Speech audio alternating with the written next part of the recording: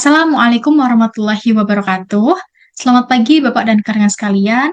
Kali ini saya akan memaparkan review terhadap 5 artikel ilmiah yang berfokus pada implementasi manajemen rantai pasok atau supply chain management di berbagai sektor industri. Sebelumnya, perkenalkan nama saya Chaisa Dita Bunga Permatahati. Saya dari kelas MJ107 mata kuliah pengantar manajemen rantai pasok dengan dosen pengampu Bapak Dr. Insinyur Goklasyahaan MM.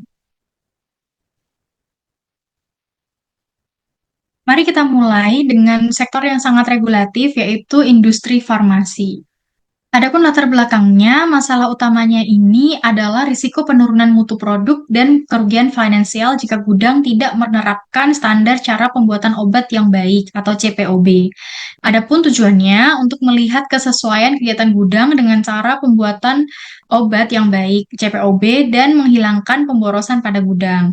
Kemudian, penelitian ini menggunakan metode observasional deskriptif untuk mengevaluasi kesesuaian operasional dengan pedoman CPOB 2018. Adapun hasilnya secara umum sudah memenuhi ketentuan, namun masih ditemukan inefisiensi seperti waktu tunggu atau lead time yang panjang dan tata letak obat yang belum optimal. Adapun implikasinya, peneliti merekomendasikan tindakan korektif dan penerapan konsep lean manufacturing untuk meminimalisir pemborosan. Berpindah dari aspek teknis pergudangan, kita akan melihat kerangka kerja manajemen melalui metode SCORE. Adapun latar belakang masalahnya ialah adanya ketidakteraturan alur informasi dan barang sering mengakibatkan inefisiensi dari tahap pengadaan hingga pengiriman. Kemudian tujuannya dalam rangka mengeksplorasi penerapan metode Supply Chain Operation Reference atau SCORE dalam mengoptimalkan proses rantai pasok guna meningkatkan efisiensi operasional perusahaan. Metodenya menggunakan pendekatan literatur review untuk menganalisis dampak penggunaan kerangka kerja SCORE. Kemudian hasilnya, penerapan SCORE ini terbukti signifikan dalam menurunkan biaya operasional dan mempercepat siklus operasional. Adapun implikasinya, keberhasilannya sangat bergantung pada integrasi teknologi digital seperti ERP, IoT, serta kesiapan SDM melalui pelatihan intensif. Nah, selanjutnya kita bergeser ke industri agri-food yang kini sangat menekankan aspek keberlanjutan.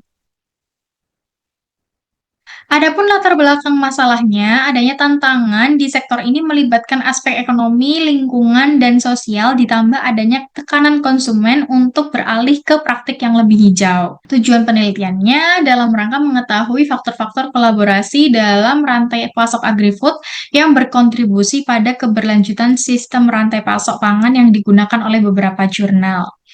Metodenya, penulis melakukan tinjauan pustaka terstruktur melalui database Scopus terhadap 18 jurnal terpilih. Kemudian hasilnya, kolaborasi antar pemangku kepentingan, petani, pemerintah, agribisnis, itu menjadi faktor kunci keberhasilan sistem pangan yang adil dan efisien. Adapun implikasinya, penggunaan teknologi blockchain menjadi sangat penting untuk menjamin keamanan pangan melalui sistem ketertelusuran elektronik.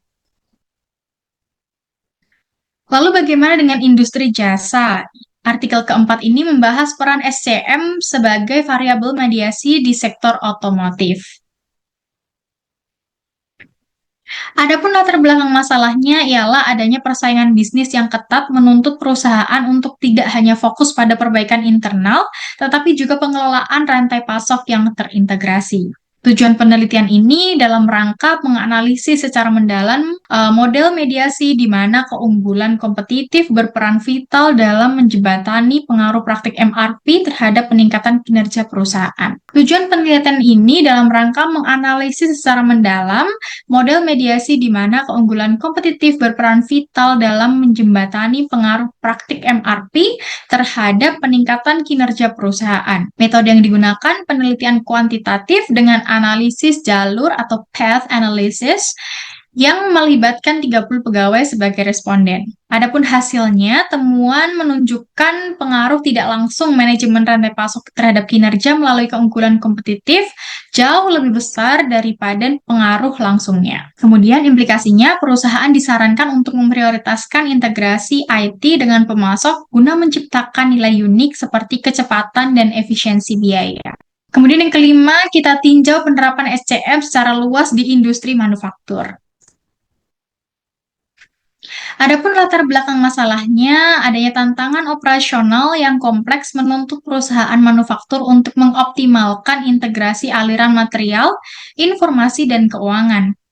Tujuan penelitian ini adalah dalam rangka menganalisis dampak penerapan SCM terhadap kinerja industri manufaktur dengan fokus pada strategi kolaborasi, integrasi teknologi, dan pengelolaan risiko rantai pasok.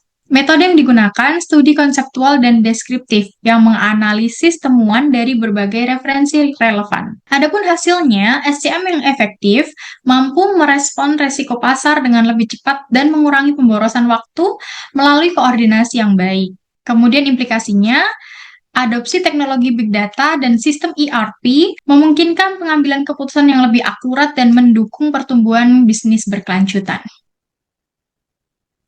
Baik, cukup sekian pemaparan dari saya. Terima kasih atas atensi yang telah Bapak dan rekan-rekan sekalian berikan. Mohon maaf apabila ada kesalahan dalam bertutur kata. Semoga sedikit ilmu yang saya bagikan dapat bermanfaat untuk kita semua. Dan sampai jumpa di lain kesempatan. Wassalamualaikum warahmatullahi wabarakatuh.